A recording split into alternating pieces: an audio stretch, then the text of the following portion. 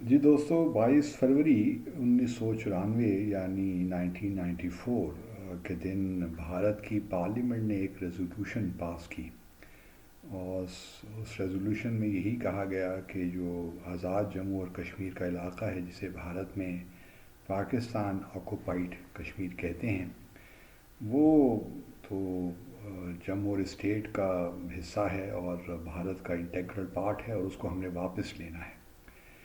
تو آج کل بھارت میں اس قرارداد کی 25 جو ہے اینیورسری منائی جا رہی ہے۔ اس ضمن میں بہت سے ایونٹس بھی ہوئے بھارت میں، لیکن میں خاص طور پہ آج ذکر کرنا چاہتا ہوں جتیندر سنگھ کا، جو کہ منسٹر ہیں پرائم منسٹرز آفس میں، اور جموں سے شاید یہ الیکٹ ہو کے بھی آئے ہیں لوک سبھا میں۔ تو انہوں نے جموں میں ایک تقریب سے خطاب کیا گزشتہ روز، اور اس میں کہا کہ جی،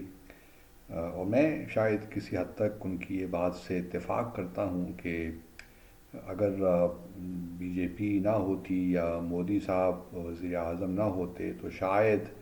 جو 5 اگست 2019 کو بھارت کی حکومت نے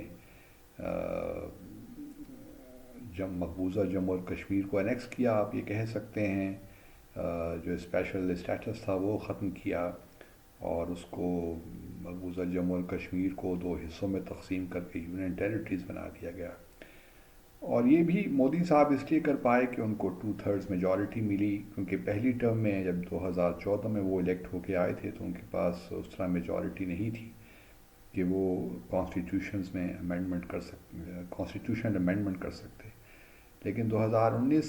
میں جب وہ انتخابات جیت کر آئے، یہ پلوامہ کے واقعے کے بعد جب الیکشنز ہوئے، تو کافی میجورٹی کے ساتھ وہ آئے، بہت سیٹیں تھیں ان کے پاس، تقریباً 307 سیٹیں تھیں، اور جو پھر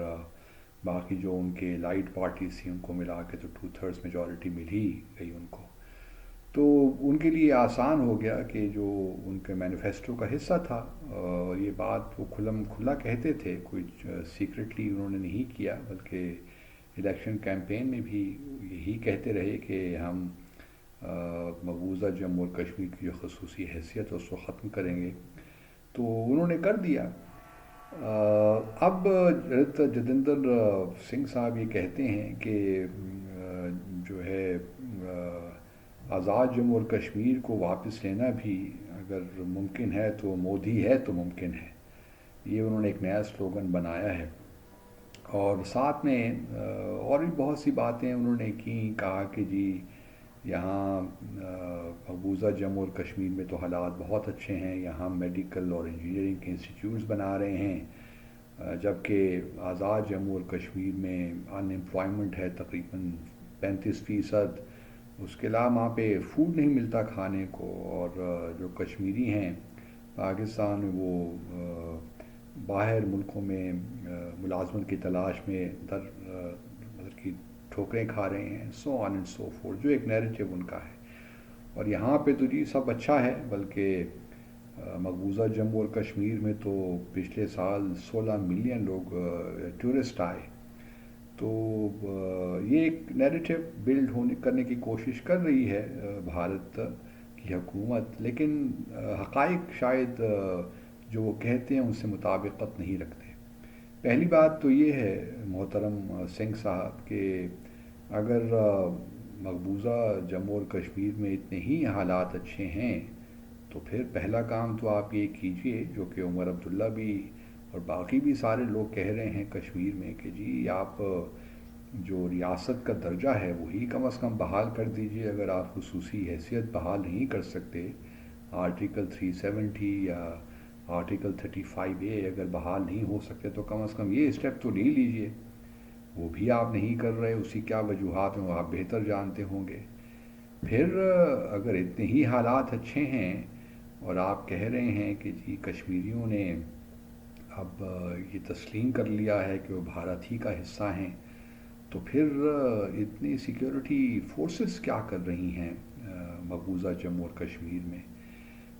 تقریباً 7-8 لاکھ کے قریب جو سیکیورٹی فورسز ہیں، اور یہ تو